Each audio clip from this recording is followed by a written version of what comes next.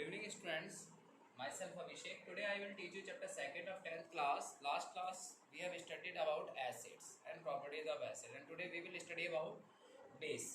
तो बच्चों आज हम लोग बेस के बारे में पढ़ेंगे. बेस होते क्या है? Such substance which are bitter in taste and soapy to touch. यानी ऐसे सब्सटेंस जो टेस्ट में क्या हो, बिटर हो और जिन्हें टच करने पे हमें सोपी जैसा महसूस हो, स्लिपरी टच महसूस हो. दूसरा the base which are soluble in water called alkali. अब बच्चों को बहुत कंफ्यूजन रहता है कि बेस क्या होते हैं, एल्कलीज क्या होते हैं. तो alkalis is nothing such bases which are dissolve in water, that is called alkali. Okay. Alkalis are corrosive in nature and harmful to skin. Alkali जो होते हैं वो कोरोजिव नेचर होते हैं, यानी इट कॉज स्किन बर्न्स, हमारी skin के लिए बहुत हार्मफुल होते हैं. So that's why they are also called caustic. इनको कास्टिक भी कहा जाता है. All alkalis are base but all basis are not alkalis. कि जितने भी एल्कलीज होते हैं वो बेस से बनते हैं, बट सभी बेस एल्कलीज नहीं होते, सभी बेस वाटर के अंदर डिजॉल्व नहीं होते. तो हम कुछ एग्जांपल देखते हैं. सोडियम हाइड्रोक्साइड, जनरली इसको कास्टिक सोडा भी कहा जाता है. सोडियम हाइड्रोक्साइड इसके यूज करते हैं इन सोप एंड डिटर्जेंट इंडस्ट्री. साबुन बनाने में, अपमार्जक बनाने में इनका यूज किया जाता है. इन पेपर इंडस्ट्री में फॉर मैन्युफैक्चर ऑफ रेयन. और रेयन को बताइए एक सिंथेटिक फाइबर है, artificial synthetic fibre. Calcium, next example है calcium hydroxide, that is called slate lime. और इसका यूज करते हैं वाइट वॉशिंग में, for the manufacture of bleaching powder बनाने में, और to neutralise acidity of soil. कई बार क्या होता है कि एसिडिटी की वजह से सॉइल क्या हो जाती है, एसिडिक हो जाती है, जिसकी वजह से उसे न्यूट्रल करने के लिए हमें बेस की जरूरत पड़ती है. और वो बेस क्या होता है हमारा, calcium hydroxide.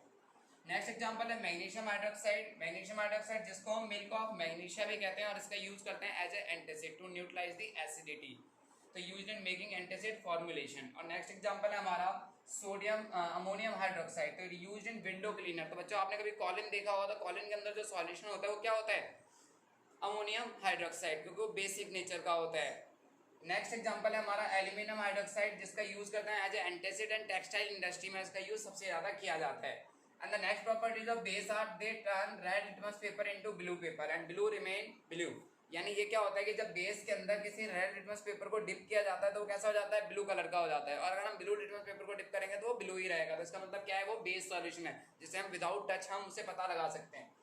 They give hydroxyl ion when mix with water. यानी बेस को जब पानी के अंदर डिसॉल्व किया जाता है तो ये हाइड्रोक्साइड आयन या हाइड्रोक्साइल आयन देते हैं. अच्छा, कुछ एग्जांपल है हमारे पास, जैसे कि अगर क्वेश्चन आ जाएगी तो example of strong acid, weak acid, strong base, weak base.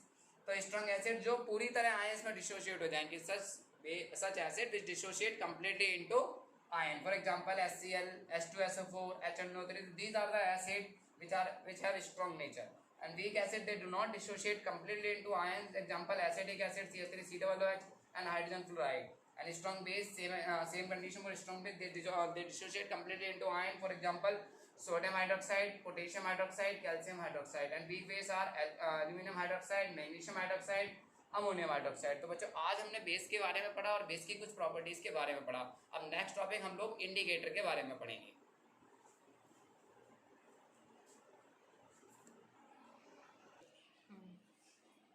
तो बच्चों जैसा कि अभी हमने बेस के बारे में पढ़ा, अब नेक्स्ट टॉपिक जो हमारा इंडिकेटर था. तो इंडिकेटर क्या होता है, तो इंडिकेटर क्या होता है, substance that change colour in acids and base. कि ऐसे सब्सटेंस जो किसी भी एसिड और बेसिक सॉल्यूशन का नेचर बताते हो, यानी किसी भी केमिकल सब्सटेंस का नेचर बताते हो, उन्हें क्या बोलते हैं, इंडिकेटर.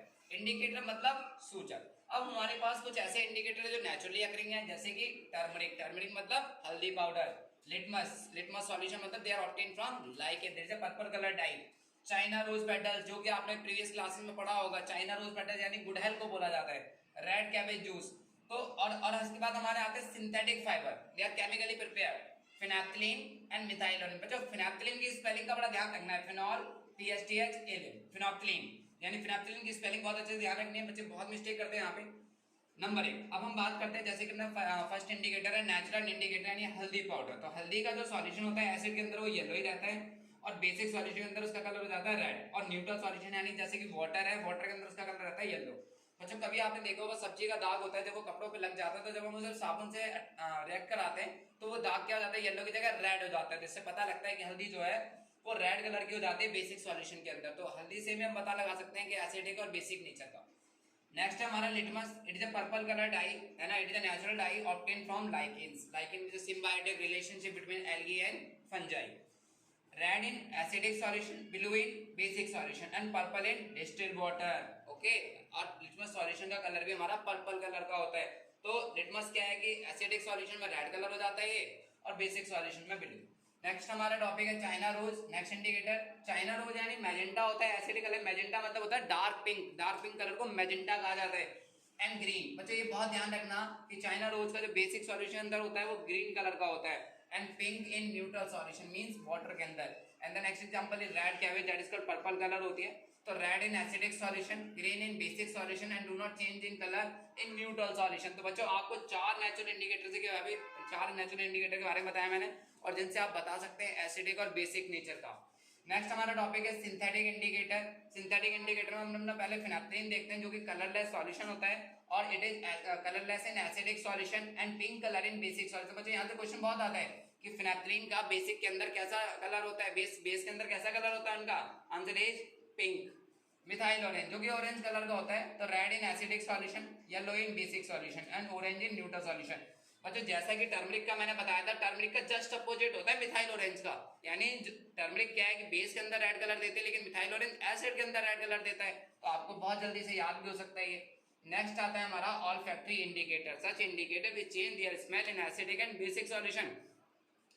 क्या अब हमारे पास कुछ ऐसे इंडिकेटर हैं जो कलर के आधार पे ना बताकर बल्कि स्मेल के आधार पे, that is widely used by visually challenge person, जो लोग देख नहीं सकते हैं, जो कलर्स को नहीं देख सकते हैं, ये लोग वो लोग ऐसे इंडिकेटर्स का यूज कर सकते हैं। और ऐसे हमारे बहुत सारे एग्जांपल हैं, अनियन है, वनीला है, क्लोव है। तो ये क्या करते हैं कि दे destroy smell in basis but maintain smell in acidic solution, की ये बेस के अंदर एसिड के अंदर अपनी स्मेल को डिस्ट्रॉय कर देते हैं, ठीक है, वो सॉरी बेस के अंदर अपनी स्मेल को डिस्ट्रॉय कर देते हैं, नो स्मेल, एंड एसिडिक के अंदर इनकी स्मेल बनी रहती है। तो कभी आपने देखा होगा रेस्टोरेंट में जाते तो एक प्याज को विनेगर के अंदर डिप करके रखा जाता है ताकि वो अपनी स्मेल को मेंटेन करके रखे। इसके बाद हमारा एक और यूनिवर्सल इंडिकेटर आता है, that is called pH paper, उसका हम फर्दर क्लासेस में पढ़ेंगे। तो आज हम सिर्फ इंडिकेटर और ऑल्फैक्टरी इंडिकेटर्स के बारे में पढ़ेंगे।